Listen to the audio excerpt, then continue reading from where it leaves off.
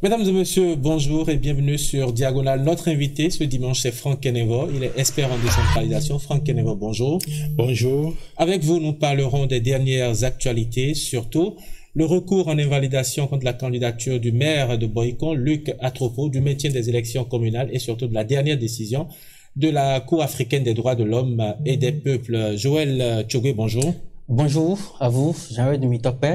Franck Kenevo, bonjour. Bonjour, chers collègues. Alors, le Bénin, comme d'autres pays, est confronté à une crise sanitaire, à une autre pareille. Je parle bien sûr du coronavirus. Dans ce contexte, après une concertation entre le chef de l'État et les présidents d'institutions au Bénin, on décide de maintenir les élections pour le 17 mai prochain. Est-ce que selon vous, c'est une décision sage? Bon, vous savez, il faut analyser les décisions dans leur contexte. Pour moi, le gouvernement a fait une planification dans une logique optimiste parce que vous voyez clairement que en mai, il y aura la reprise des classes, donc les enfants peuvent aller au cours.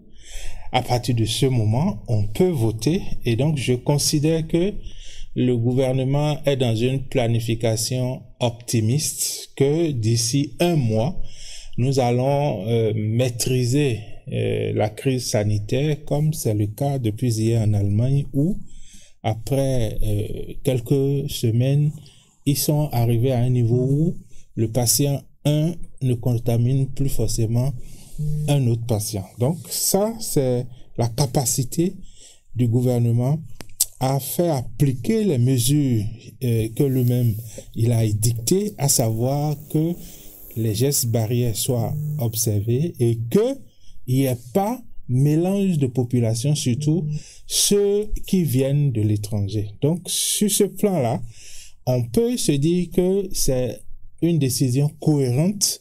Maintenant, ce n'est qu'une prévision, à mon avis. Si les circonstances le permettent, on peut aller voter, mais je souhaite quand même que, au vu de tout ce qu'on observe en Afrique en général, au Bénin en particulier, je peux dire que d'ici un mois, la situation serait plus ou moins contrôlable. Et ce n'est pas par exemple ce que dit l'ancien Premier ministre Lionel Zinsou, qui cette semaine d'ailleurs a affirmé que les cas en Afrique grimpaient pratiquement ou était en train de doubler et progresser. Il y a près de 20 cas par jour ou tous les 2 jours, a-t-il dit. Et c'est ce que nous constatons également, pas au Bénin, mais dans certains pays. Oui, dans certains pays, ce qui fait que hier, l'Afrique a franchi la barre des 1000 décès. Mais au Bénin, je crois que c'est plus ou moins maîtrisé. Je ne sais pas si les jours à venir vont nous réserver des surprises, mais je souhaite que ça soit des surprises agréables. Mais globalement, les pays africains qui ont été plus ou moins exposés, c'est les pays où il y a beaucoup de voyages. Et les Béninois sont connus pour être moins voyageurs que la plupart des citoyens de notre continent. Cela n'empêche pas quand même que les liaisons aériennes continuent, la fluidité aérienne est perceptible. Et d'ailleurs, il y a un débat sur la fermeture ou non des frontières aériennes qui se pose depuis lors. Vous savez, la fermeture des frontières aériennes, c'est pas une nécessité absolue. Pourquoi? Parce que de toutes les frontières, c'est la seule frontière qui est véritablement contrôlable. C'est-à-dire, si quelqu'un descend à l'aéroport, on peut le soumettre, si on est organisé, à toutes les mesures de contrôle et de quarantaine qu'on veut. Donc, laisser l'aéroport ouvert avec ce petit trafic que nous avons n'est pas forcément un problème. C'est dans les pays où vous avez 500 000 passagers par jour, ça devient difficile à contrôler. Mais au Bénin, par an, je crois qu'on fait 500 000 passagers. Donc, je crois qu'on peut contrôler la situation à l'aéroport, même si beaucoup de compagnies n'ont pas attendu que les gens ferment les aéroports pour réduire considérablement les liaisons. Si Joël le permet, vous disiez tantôt qu'il fallait analyser les situations en fonction du contexte. Le contexte actuel, c'est la maladie à coronavirus Covid-19.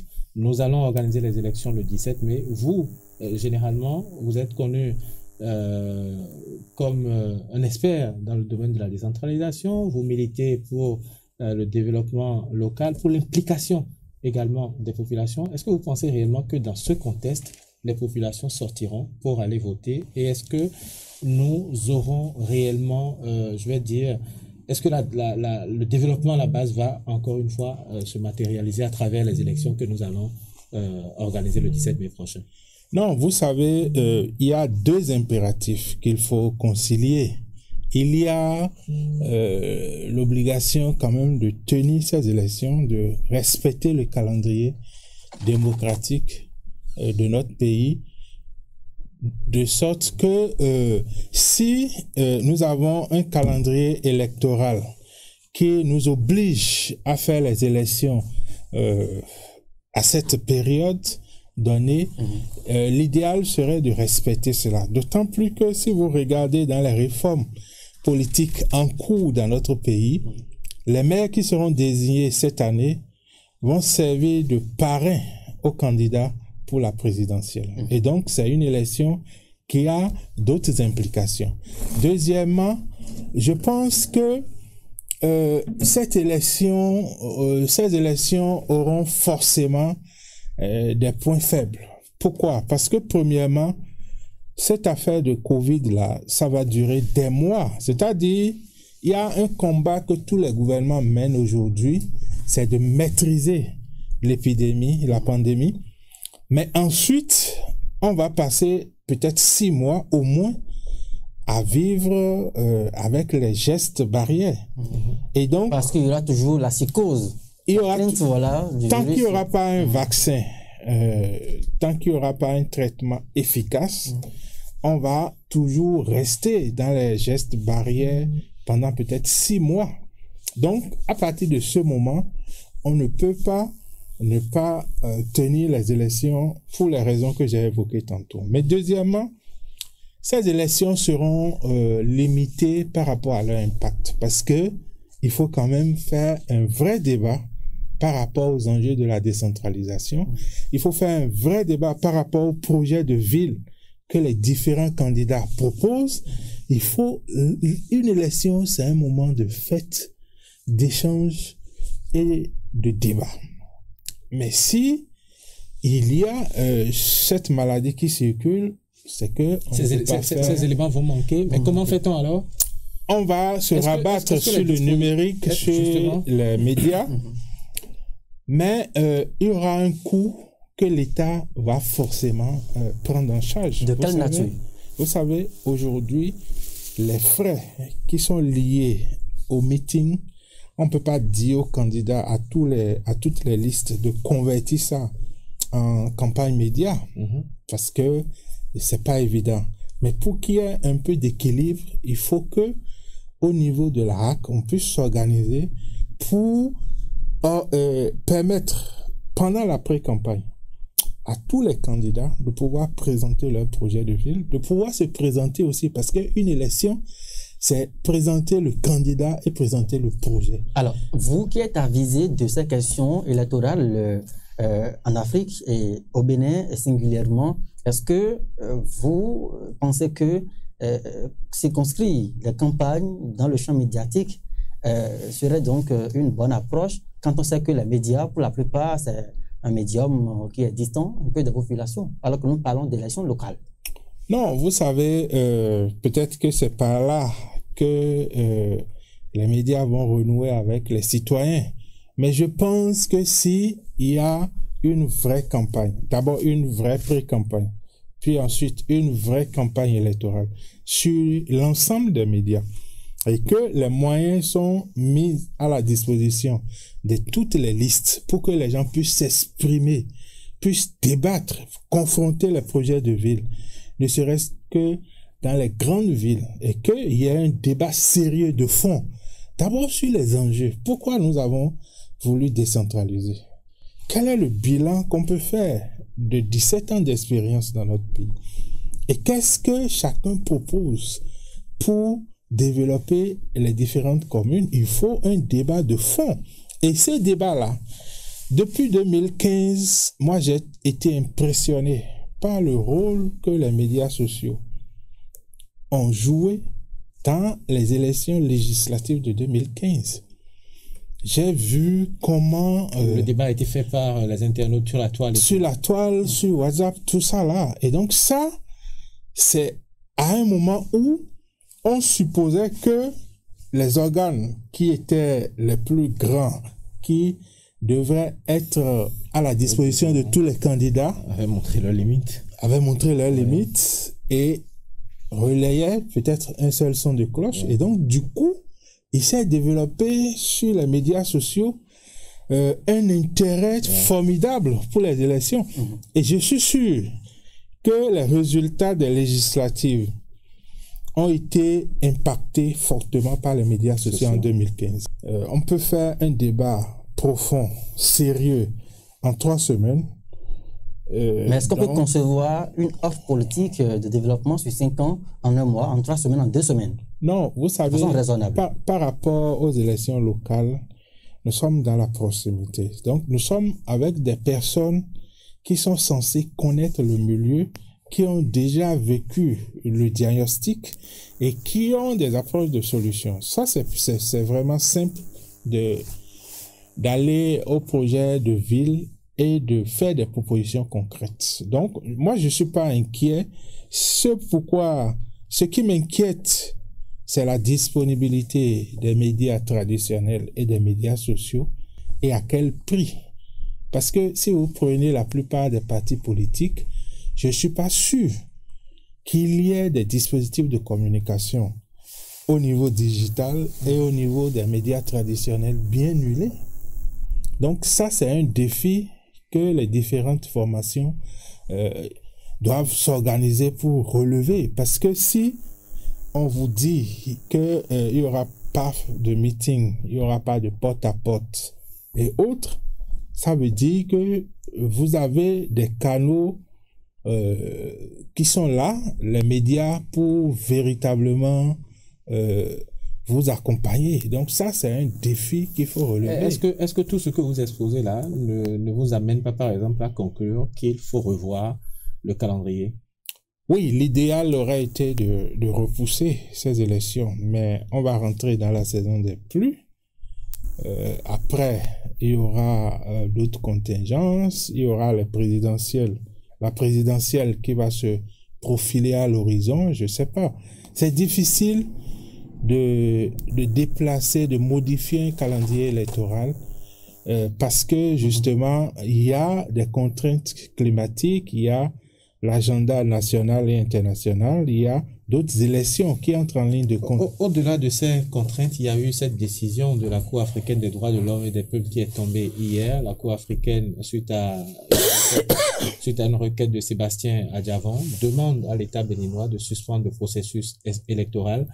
Est-ce que c'est faisable aujourd'hui, selon vous? D'abord, je suis impressionné par la qualité de la démocratie en Afrique, au point où un citoyen arrive à arrêter un processus électoral pour des raisons de droits de l'homme. Et ça... non seulement des droits de l'homme, mais des raisons politiques également, parce qu'il ne participe pas à ces élections. Parce qu'il estime que si on faisait ces élections sans lui, cela compromettrait ses chances dans le futur, ses chances politiques dans le futur. Et je pense qu'il fait allusion au parrainage de la présidentielle. 2021. Et donc, ça, je crois que c'est énorme en matière de démocratie. Je ne pense pas qu'il y ait ce niveau de démocratie en Europe ou ailleurs, où il y a quand même une vraie cour des droits de l'homme en Europe. Maintenant, quelle est la force exécutoire de cette décision-là? Parce que quand la justice béninoise rend une décision, elle est capable de contraindre par la force l'exécution de cette décision-là. Mais au niveau de la Cour africaine des droits de l'homme, quelle est la force exécutoire de cette décision? Il y a déjà d'autres décisions moins importantes et plus importantes qui n'ont pas été respectées depuis 5-6 ans dans notre pays. Mais je pense que c'est une action politique. C'est moins une action judiciaire qu'une action politique, parce que la décision qui est rendue, d'abord, c'est ce qu'on appelle, si je ne me trompe, une décision avant de dire droit, parce que la Cour n'a pas encore analysé dans le fond. N'a pas allé dans le fond parce que elle n'a pas assez de temps, mais elle veut une mesure conservatoire pour permettre à ce que l'irréparable n'intervienne avant sa décision. Et ça, je crois que je suis pas l'instance habilitée à prendre acte ou non de cette décision, mais je pense pas que cette décision ait une si grande force exécutoire. Mais justement, vous êtes avant tout un citoyen béninois, vous vivez au Bénin, vous avez vous-même fait allusion tout à l'heure à une série de décisions qui ont été prises dans un temps récent par la Cour africaine des droits de l'homme et des peuples. Dans ce même dossier, par exemple, on a demandé à l'État l'effacement de la condamnation à 20 ans de M. Sébastien Germain à Javon. Ça n'a pas été fait. D'ailleurs, dans la requête, il a fait mention de cela. Alors, est-ce que dans un contexte où un État ne respecte pas les décisions de la Cour africaine, même si cette Cour n'a pas une force exécutoire pour contraindre les États à pouvoir se soumettre, est-ce qu'il n'y a pas un problème, non seulement de respect des libertés publiques et individuelles? Non, vous savez, le Bénin a signé la convention ou le traité qui a mis en place cette Cour. Et donc, les décisions de la Cour s'imposent au Bénin. Et même si elles ne s'imposent pas au régime actuel, elles finiront par s'imposer à un régime tôt ou tard, parce qu'une décision d'une juridiction est imprescriptible. Donc, de ce point de vue-là, ces décisions seront appliquées ou remplacées par des dommages et intérêts tôt ou tard. Donc, il faut que vous voulez dire que là maintenant, il y a un risque si nous allons à ces élections? Non, là maintenant, je pense que avant les élections, la Cour doit s'organiser pour rendre une décision, parce que en ce moment, elle n'est pas allée au fond du dossier. Elle a dit, pour me donner le temps d'aller au fond du dossier, arrêter le processus. Mais l'État béninois peut faire appel de cette décision ou peut se dire, moi j'attends la décision de... Mais est-ce que matériellement, on peut présupposer du temps que cette Cour-là peut mettre, quand on sait que cette requête a été introduite depuis le 29 novembre 2019 et que le greffe n'a transmis les griefs à l'État béninois que le 16 janvier 2020. Est-ce que, quand on prend le temps, est-ce que c'est normal de dire qu'on peut rendre une décision avant le 17 mai prochain? Non, dans tous les cas, si la Cour ne rendait pas une décision définitive, je suis sûr, par rapport au risque que le gouvernement a déjà pris d'aller aux élections, malgré la situation sanitaire, je ne vois pas cette décision arrêter le processus électoral. Mais d'une manière ou d'une autre, elle donnera lieu à d'autres décisions de la Cour. Et on verra bien la posture du gouvernement, parce que lorsque nous sommes dans un état de droit, il faut fondamentalement s'arranger pour éviter que les décisions de justice ne soient appliquées. Maintenant, est-ce que techniquement on peut appliquer cette décision? Parce que il faut bien regarder, si on arrête le processus et que la Cour demande qu'on intègre Monsieur Sébastien Javon, est-ce que il a rempli les formalités?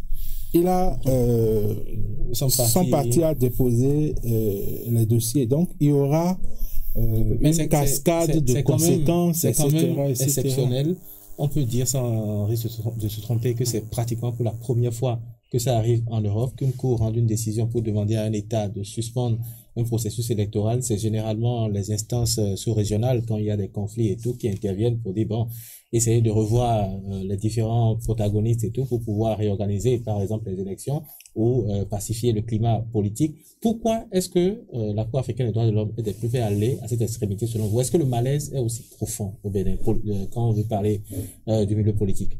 Non, je crois que le dossier Adjavon a ému pratiquement tous les Béninois. Voilà un allié du pouvoir en place qui s'est retrouvé dans une situation difficile où, dans un premier temps, il a été relaxé, je crois, au bénéfice du doute. Oui. Ouais. Et ensuite, condamné à 20 ans de prison. Condamné à 20 ans de prison. Moi, je voudrais vraiment que le président de la République, comme on a vu au Sénégal, comme on a vu dans notre pays, puisse gérer politiquement le dossier. Le gérer politiquement, c'est qu'il puisse accorder un pardon présidentiel à M. Sébastien Adjavon. Et ce pardon-là peut prendre deux canaux, soit une grâce qu'il ne voudra certainement pas, parce que quand vous avez la grâce présidentielle, votre casier judiciaire est toujours empreint du délit ou de l'infraction, mais il voudra bien qu'au niveau du Parlement, on puisse réfléchir à une loi d'amnistie. Bon, ça, est-ce qu'on va obliger le président de la République à le faire maintenant ou après? Donc, tout ça là, c'est à voir. C'est à voir. Donc, il faut, en tout cas, ces décisions ont le mérite de rappeler qu'il y a le cas Adjavon qui est toujours là. On a réglé un certain nombre de cas pour pacifier le pays, mais le cas Adjavon est toujours là. Et tôt ou tard, à la sénégalaise ou à la malienne, je ne sais pas, il faut trouver une solution. Très bien. Nous allons poursuivre Nous allons donc progresser dans cette émission puisque vous êtes un expert en décentralisation. Nous parlons donc de cette élection communale du 17 mai prochain. Alors aujourd'hui, Franck Kenevot, qu'est-ce que vous retenez de la gestion des fonds FADEC et tout ça? Tout ce qui entoure le transfert des compétences dans les communes et tout. Vous savez, les 17 ans de décentralisation menés au Bénin ont été une expérience très riche, à mon avis. Ça a été une expérience qui a permis de mettre en place les bases des collectivités territoriales, qui a permis aujourd'hui aux collectivités territoriales de commencer par participer à la fourniture des services de base aux populations, de commencer par ériger des infrastructures, de commencer par mobiliser les ressources propres. Et donc, l'État, dans le processus, devrait transférer progressivement les ressources que les ministères géraient avant et dont les compétences ont été transférées aux communes.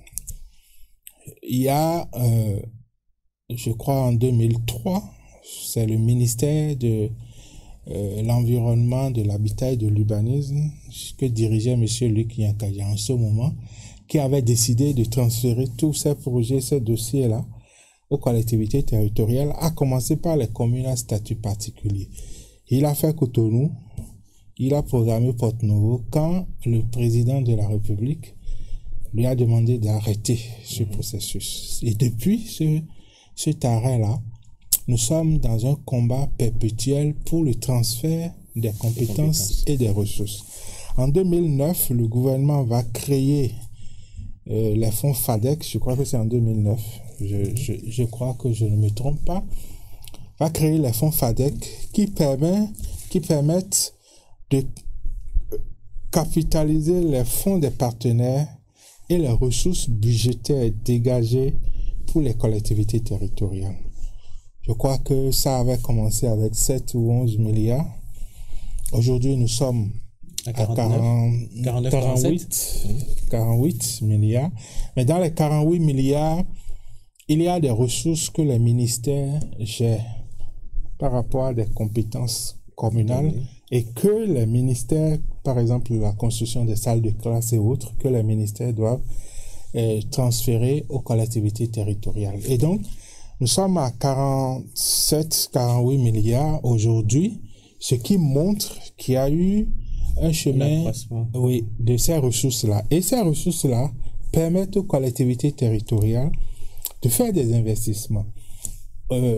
Jusque-là, nous avons privilégié les investissements socio-communautaires, un peu les équipements marchands, mais je crois que progressivement, les collectivités territoriales doivent travailler à ce que, sur le plan économique, il y ait plus de visibilité. Vous dites que ça permet aux communes de pouvoir faire des investissements, mais ce qu'on entend généralement, c'est que les communes n'arrivent pas à consommer justement ces ressources qui sont mises à disposition par les différents ministères dans le cadre des fonds FADEC. Pourquoi est-ce que généralement les communes n'arrivent pas à consommer? À quel niveau se situe le problème? Bon, le problème de consommation des crédits se situe à deux niveaux. Au niveau de l'État, qui n'envoyait pas vite les prévisions allouées à chaque commune, mais je crois que ça a été corrigé déjà. Deuxièmement, qui ne mettait pas à disposition physiquement les ressources à temps.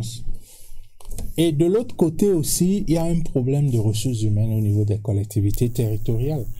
Personne ne va nier que en mettant en place les communes à la place des sous-préfectures et des circonscriptions urbaines, on avait plus un personnel qui servait dans les maisons du peuple, qui travaillait au niveau de la voirie et autres, que un personnel de développement. Donc, progressivement, les communes, s'appuyant sur les dispositions légales d'alors, avaient commencé par recruter. Mais c'est vrai que quand un maire arrive et recrute non pas selon le profil et le poste, mais selon les affinités, selon ses liens partisans, politiques également, politiques, familiaux et autres. Donc, ça a créé des pléthores dans des communes, mais sans qu'il n'y ait la qualité de la ressource humaine. Donc ça, le gouvernement a apporté une réponse que je trouve trop radicale en dessaisissant les maires de cette compétence de recruter. Maintenant, depuis 2015, où ce dispositif est en place, on n'a pas fini d'élaborer les décrets pour permettre à cette commission de faire les recrutements. Du coup, il y a 2 ans, le ministère de la décentralisation, sur un fait isolé, à mon avis, a arrêté les recrutements. Donc, vous voyez, aujourd'hui, lorsqu'on change d'une administration de commandement où le sous-préfet ou le chef-si, pratiquement seul, avec 2 ou 3 personnes, répercutait les instructions du gouvernement et autres, à une administration de développement où il faut concevoir, il faut élaborer un programme de développement communal, il faut mettre en œuvre ces programmes, il faut avoir des outils de développement de gestion, il faut permettre aux communes de recruter, de renforcer leurs ressources. Et ça, c'est l'un des défis qu'il faut relever pour la prochaine mandature. Il y a également ces cas de malversation. On a même entendu dernièrement, à l'occasion de l'encadre de l'avènement au pouvoir de Patrice Talon, le ministre de la décentralisation, Alassane Seydou, qui disait qu'il y a même des maires qui ont été éjectés de l'appareil des passations de marché public. Non, il y a des cas de malversation, mais je vais vous dire une chose. La commune, la dépense au niveau de la commune est la plus surveillée au Bénin. Lorsque une commune fait sortir 1 franc, le conseil a ses regards là-dessus, le receveur percepteur a ses regards là-dessus, le préfet, autorité de tutelle, a ses regards là-dessus. Il y a un délégué maintenant de contrôle financier qui est à côté du préfet, il a ses regards là-dessus. En dehors de ça, a posteriori, nous avons les audits, les cabinets d'audit qui circulent. Nous avons l'inspection générale des affaires administratives. Nous avons l'inspection générale des finances. Nous avons même la Cour des comptes dans ses démembrements au niveau des régions et l'Assemblée nationale. Vous avez vu ici des missions parlementaires. J'ai bien envie de vous dire, il y a tout ce que vous citez, pourtant, le rapport sur la gestion des fonds FADEC 2017 est bien là, vous l'avez lu? Oui, mais quel est les communes gèrent sur les 1000 et quelques milliards, 1200, 1300 milliards de recettes intérieures propres de l'État, les communes gèrent 77 ou 80 milliards ou plus. Mais regardez tout le dispositif de contrôle qu'il y a là-dessus. Ça veut dire que si vous regardez, vous mettez les ratios en place, vous verrez que la part, et moi j'ai apprécié le gouvernement lorsque, il y a quelques mois, il a annoncé en Conseil des ministres les cas de malversation dans les ministères et mettait les montants. C'était de gros montants. Vous verrez jamais ça dans une commune. Vous pouvez voir quelques millions au niveau de la commune. Il y a 5 ans en arrière, il y a des cas que je ne vais pas citer ici. Souvent au niveau des communes, c'est au niveau même de la passation du marché public qu'il y a des problèmes. Est-ce que ce n'est même pas plus grave que les détournements? Non, parce que généralement, il faut bien le dire, généralement, vous avez tenté de souligner ça tout à l'heure, c'est généralement les maires eux-mêmes qui s'octroient les marchés à travers des structures détournées, à travers les entreprises détournées et tout. C'est ça le véritable problème dans les communes. Le problème au niveau des communes, c'est le suivi des marchés. Vous savez, il y a des salles de classe qui ont été payées à 100%, mais l'exécution physique se retrouve à 20, 30, 40%. Et ça, c'est parce qu'on n'a pas développé la participation citoyenne. Parce que lorsque vous prenez, si on avait eu le temps, on allait voir que la décentralisation, c'est la démocratie locale et le développement à la base. En matière de démocratie locale, nous devons permettre aux citoyens de participer aux prises de décision et cela leur permet en même temps de suivre la mise en œuvre.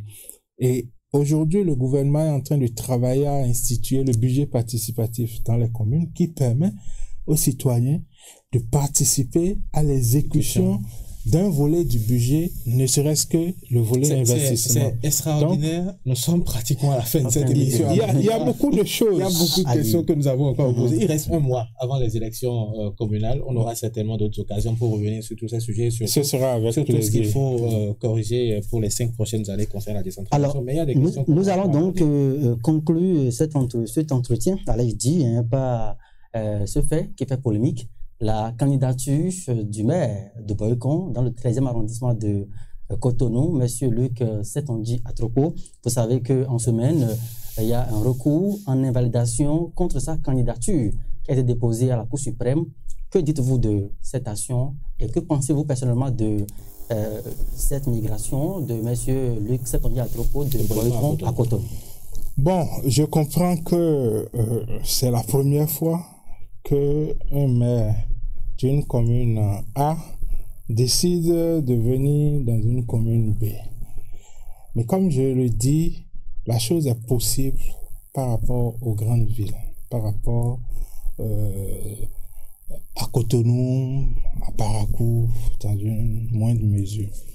Deuxièmement, vous savez, dans la gestion d'une ville comme Cotonou, on peut avoir besoin d'une expertise avérée, de quelqu'un qui, depuis 17 ans, a été premier adjoint au maire, président des communes du Jour, président de l'Association nationale des communes du Bénin, premier vice-président du Conseil des collectivités territoriales de l'UEMOA et membre de plusieurs conseils d'administration de collectivités territoriales. Donc, il n'a fait que ça. Moi, je sais, pour l'avoir côtoyé, qu'à plusieurs reprises, on lui a demandé d'être ministre, mais il a dit, je préfère être dans ma commune. Il a été député 3 fois. Les 3 fois, il a laissé le mandat législatif pour la gestion communale. Donc, il a une expérience dont Cotonou a besoin. Maintenant, par rapport à ce débat sur la résidence officielle ou non officielle, moi, je vais dire 3 choses très simples que tout citoyen peut comprendre. Le reste, c'est à la haute juridiction de trancher. Premièrement, il faut que nous lisions clairement les textes de loi. La loi dit que pour être candidat, après avoir été électeur, après avoir totalisé les 18 ans, il faut résider dans l'arrondissement. Premier élément. Deuxième élément, ou y avoir résidé en tant que natif. Vous voyez? Donc, on sait que si le maire de Boycon ne remplit pas le premier, il remplit le deuxième. Ça, c'est clair parce qu'il est né ici, il a grandi ici. Si vous regardez les pièces que la Sénat demande, la pièce numéro 5, c'est certificat de résidence. La Sénat ne demande pas une pièce qui atteste que vous avez résidé à Cotonou en tant que natif ou pas. Deuxième chose. Troisième élément.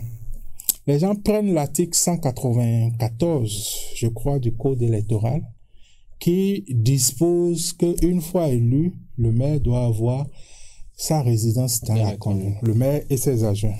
La notion de résidence, la loi n'a pas dit domicile. La loi a bien dit résidence. Et si vous prenez le Code des personnes et de la famille, l'article 14 dit qu'on peut avoir autant de résidences qu'on veut. Alors, est-ce que l'article 194 qui parle d'obligation de résidence qu'on oppose au maire a dit que c'est résidence exclusive? La loi n'a pas fait de distinction. Mais pourquoi nous voulons faire des distinctions là où pour vous, Luc Atropo n'a pas besoin de démissionner comme le disent certaines personnes avant d'être candidat à Pas du tout. La question de résidence, vous voyez, là où vous êtes, vous pouvez avoir plusieurs résidences. Mais pourquoi le maire ne peut pas avoir plusieurs résidences? Et ce que les gens ne savent pas, voilà un maire qui a été candidat dans un arrondissement 1. Cette année, l'année qui suit, il a été candidat dans l'arrondissement 2. Ça fait au moins 2 résidences. Ça veut dire qu'on peut avoir plusieurs résidences. Quand vous prenez l'exemple d'un arrondissement, c'est toujours dans la même commune. Mais là, nous parlons de 2 communes différentes. Nous parlons même de 2 départements. Vous savez, la notion de résidence, lorsque vous voulez apprécier un fait de droit, vous interrogez la loi spécifique. La loi électorale n'est pas la loi spécifique pour le régime juridique des résidences. La loi spécifique pour le régime juridique des résidences, c'est le code de la famille et des personnes. Ce code-là dit qu'on peut avoir plusieurs résidences. Ça, c'est un élément. Deuxièmement, pourquoi les gens ne disent pas que le maire de Boycon a violé l'obligation d'avoir une résidence à Boycon? C'est plutôt ça qu'on peut lui opposer aujourd'hui. On peut estimer qu'en demandant un acte de résidence à Cotonou, il s'est dédié par rapport à l'obligation de résidence. Mais pourquoi? Mais ça a été évoqué également. Mais pourquoi on ne s'attaque pas à ça et on s'attaque à l'acte qu'il a reçu à Cotonou? Vous savez, la question de résidence, c'est une question essentiellement privée. Et donc, je peux être dans une résidence donnée et décider d'avoir une autre résidence. Si la loi ne permettait pas d'avoir plusieurs résidences, le fait même de demander un acte de résidence ailleurs est une manière pour moi de renoncer à l'autre résidence. Donc pour vous, c'est clair que la candidature de M. Atropo est bien valide. Je ne fais que donner mon opinion, je ne suis pas la Cour suprême, mais je pense que fondamentalement, la loi n'a pas parlé de domicile. On sait que tout le monde a un seul domicile dans un pays. Donc, si la loi avait dit obligation de domicile... C'est vrai qu'on peut voir la chose sous un angle purement politique parce qu'il appartient à un parti politique. Le parti politique a voulu qu'il soit candidat à Cotonou, mais généralement, quand on parle de décentralisation, c'est généralement qu'on fait référence à la notion du fils du terroir, et que c'est généralement les natifs, justement, de cette commune qui décident de prendre en main la gestion de leur cité. Ce n'est pas le cas présentement à Cotonou. Est-ce qu'il n'y a pas quelque chose d'indécent? Non, vous savez, à Cotonou, qu'est-ce qui se passe? Moi, je prends mon exemple. Moi, je suis pas de Cotonou, mais je suis né à Cotonou. J'ai grandi à Cotonou. J'ai grandi à Sainte-Rita. Vous verrez sur mes pièces l'adresse encore de la résidence de mon père à Sainte-Rita. Mais je peux être candidat à Sainte-Rita, Oui. mais j'habite Calavi. Qu'est-ce qui m'empêche d'être candidat à Sainte-Rita? Qu'est-ce qui m'empêche, une fois, après avoir fait 2-3 mandats à Sainte-Rita, d'aller déposer ma candidature à Calavi? Alors, Rien ne M. Franck m'empêche. Kenevo, nous allons conclure cet entretien. Moi, je crois que pour ces élections-là, il faut qu'on aille à l'essentiel. Il faut qu'on revienne sur les enjeux de la décentralisation, qu'on revienne sur les fondamentaux de la décentralisation, c'est-à-dire la démocratie locale et le développement à la base. Et sur ce terrain-là, il faut que chacun, chaque candidat, chaque liste puisse présenter aux Béninois un projet crédible autour duquel on va faire un débat de fond et que les réformes actuellement en cours par rapport à la décentralisation, je veux parler de la relecture des textes de loi, je veux parler de la relecture de la politique nationale de décentralisation, déconcentration, que ces réformes-là aboutissent et permettent à la nouvelle mandature des collectivités territoriales d'aller de l'avant, d'aller plus loin et que le gouvernement donne plus de moyens aux communes afin de leur permettre de faire face aux compétences que la loi leur donne.